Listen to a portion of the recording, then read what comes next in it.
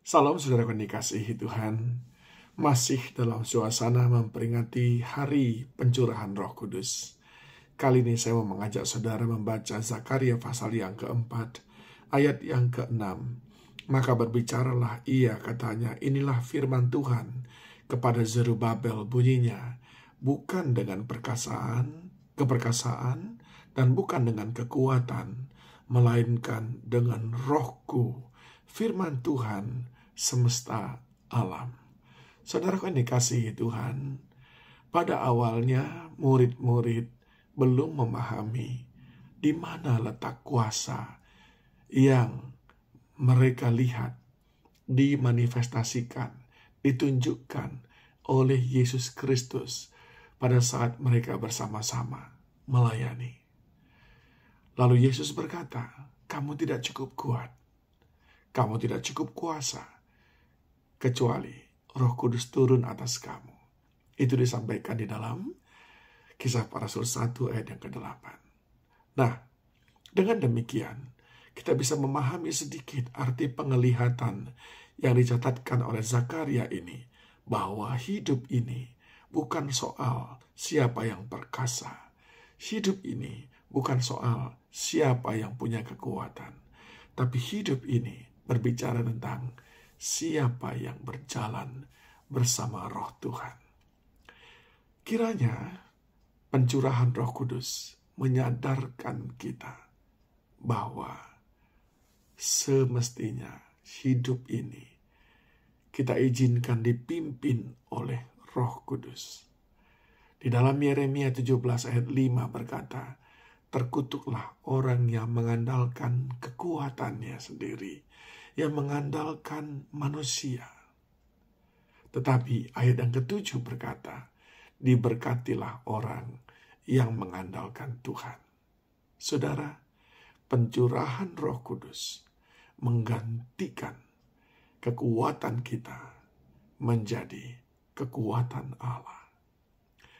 Pencurahan Roh Kudus juga memungkinkan kita mengalami berkat-berkat Tuhan yang kalau kita lakukan dengan kekuatan kita sendiri, tidak mungkin pernah bisa kita lakukan.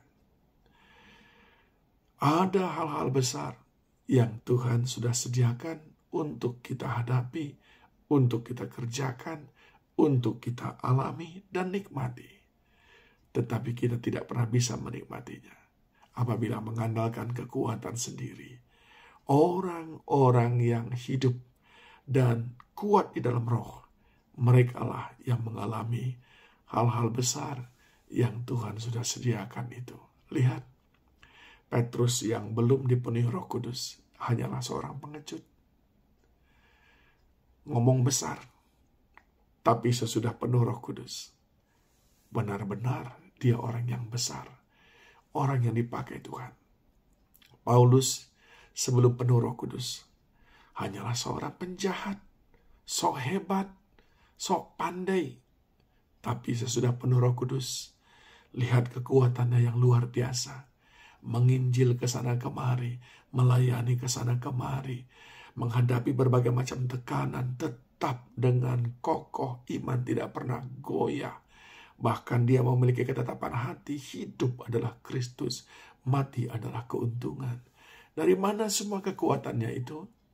Dari kuasa Roh Kudus.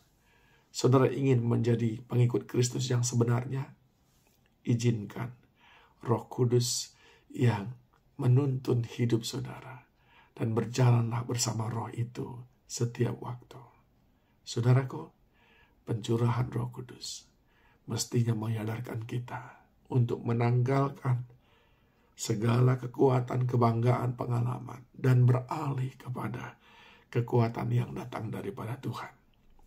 Yang kedua, pencurahan Roh Kudus membuat kita memiliki akses terhadap hal-hal besar, melampaui daripada kekuatan kita sendiri.